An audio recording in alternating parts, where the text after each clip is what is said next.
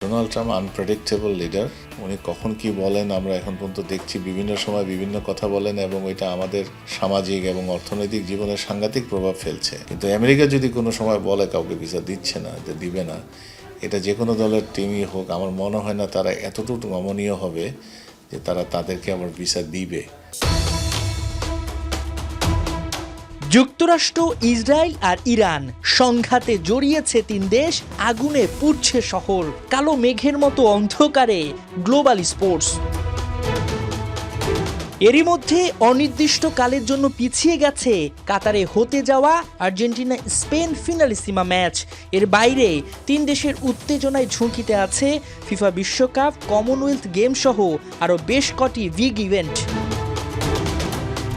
আপাত দৃষ্টিতে মধ্যপ্রাচ্যের পরিস্থিতি খুব দ্রুত উন্নতি হওয়ার লক্ষণ নাই। বিশেষজ্ঞরা মনে করছেন এমন হামলা ভবিষ্যতে বেশ ভোগাবে গ্লোবাল স্পোর্টসে, বিশেষ করে মধ্যপ্রাচ্যে দুবাই ও দোহাকে ট্রানজিট হিসেবে ব্যবহার করে যারা ইউরোপ বা আমেরিকা অঞ্চলে ফিফা বিশ্বকাপ খেলতে অথবা দেখতে যেতেন, তাদের মনে ভয় ভর করবে। কেননা পরবর্তী সময়ে যে বিমানবন্দরগুলোতে হামলা হবে না তার গ্যারান্টি কে দিবে? অনেকেরই কিন্তু ফ্লাইট অনেক দেশ থেকে ডাইরেক্টলি নাই আমাদের মতন, তারা কিন্তু মিডল ইস্টে যায় অথবা মালয়েশিয়া যায়, সিঙ্গাপুর যায়। তো এই জায়গাগুলোতে আপনি দেখবেন এই ফ্লাইংয়ের সময় এই যেহেতু বিমান এখন চলাচলের উপরে নিষেধাজ্ঞা আছে, তো এটা কিন্তু অনেকদিন এফেক্ট করবে।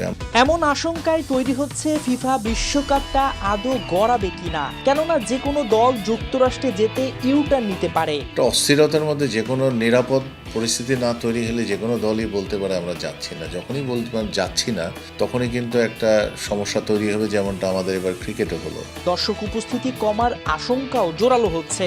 এর বাইরে ফিফা বিশ্বকাপের আরেক আয়োজক দেশ মেক্সিকোতে চলছে অরাজকতা। বেশ চ্যালেঞ্জেই পড়তে যাচ্ছে ফিফা।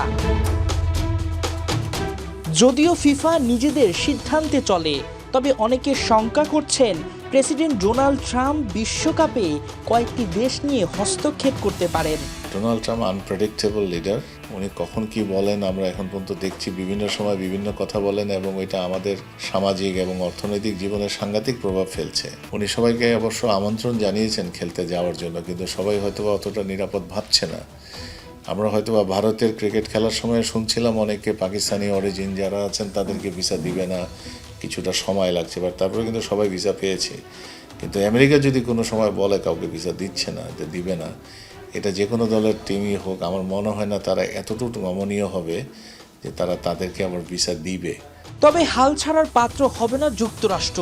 বিশ্বকাপকে কেন্দ্র করে দেশটিতে নিরাপত্তা ব্যবস্থা অতিরিক্ত করা হতে পারে। কিছু দেশের ওপর ভিসা ও ট্রাভেল রেস্ট্রিকশনও বাড়তে পারে। আর যদি ইরান বিশ্বকাপে খেলেও তাতে মাঠে দেশটির সমর্থক এবং সাংবাদিকদের জন্য জটিল সমস্যা হওয়ার বেশ সম্ভাবনা দেখা যাচ্ছে।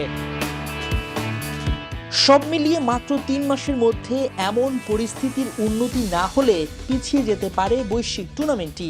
কেননা যুক্তরাষ্ট্রের ভেন্যুগুলোতে পরবর্তী সময় ইরান যে হামলা করবে না তার নেই কোনো গ্যারান্টি। সম্ভাবনা আছে, উড়িয়ে দেওয়া যায় না। র্যান্ডম বোমিং হয়তো বা তারা করবেন না।